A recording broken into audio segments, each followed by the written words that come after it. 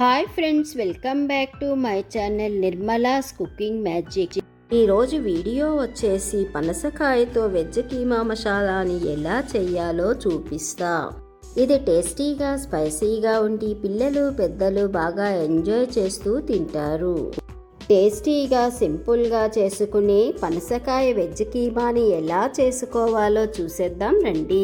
పనసకాయని పీల్ చేయడానికి ముందు మన చేతులకి నైఫ్కి ఆయిల్ని అప్లై చేసి నేను చూపించే విధముగా పీల్ చేసుకోండి.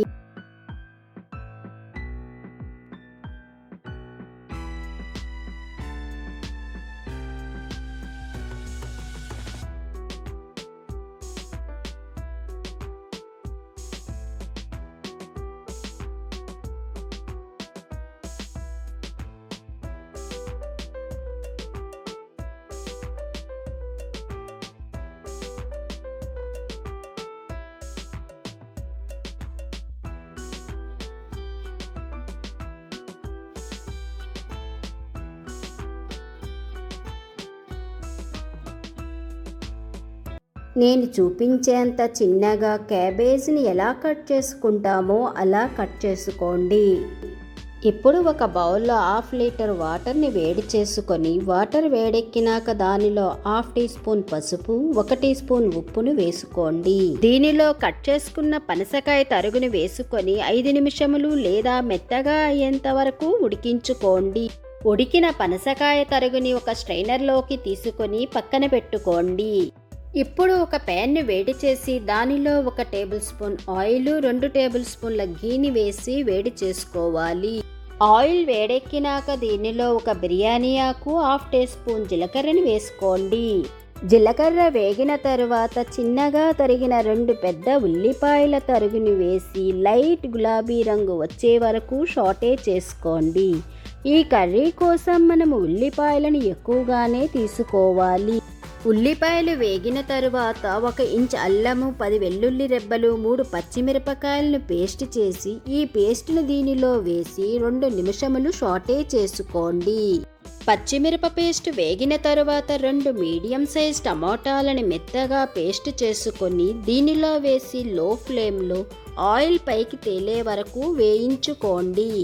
ఇలా వేగిన తర్వాత 1/2 కప్పు పచ్చి బఠానీలను లేదా ఫ్రోజన్ బఠానీలను వేసి మసాలాతో మిక్స్ అయ్యేటట్టు అంతా కలుపుకొని బఠానీలు ఉడికే వరకు మూత పెట్టి ఉడికించుకోండి.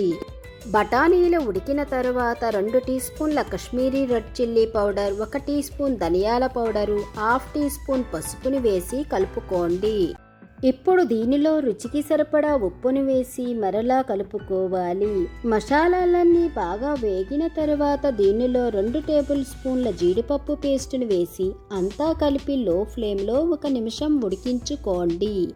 ఇలా వేయించుకున్న తర్వాత మసాలా దగ్గరగా అయితే 1/2 కప్పు వాటర్ని వేసి మసాలాని లూజ్ చేసుకోండి.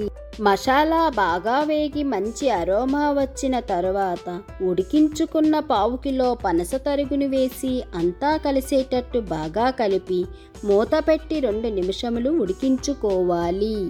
ఇలా ఉడికిన తరువాత దీనిలో 1 టేబుల్ స్పూన్ కస్తూరి మేతిని వేసి కలుపుకోండి. ఇప్పుడు దీనిలో 1 టీ స్పూన్ గరం మసాలా పౌడర్ని వేసి అంతా మిక్స్ అయ్యేటట్టు కలుపుకొని ఫ్లేమ్ని ఆఫ్ చేసేయండి. అంతేనండి. రైస్తో కానీ, రోటీతో కానీ, పుల్కాతో కానీ, దోశతో కానీ, పావుతో కానీ ఎంజాయ్ చేస్తూ తినే టేస్టీ అండ్ స్పైసీ పనసకాయ కీమా మసాలా తయారయ్యింది. సో ఫ్రెండ్స్, తప్పకుండా ఈ రెసిపీని ట్రై చేసి మీకు ఎలా వచ్చిందో నాకు కామెంట్స్ ద్వారా తెలియజేయండి. నా వీడియోస్ మిస్ అవ్వకుండా చూడాలంటే నా ఛానల్ని లైక్ చేసి, షేర్ చేసి, సబ్స్క్రైబ్ చేసుకోవటం మర్చిపోవద్దు. Thank you for watching.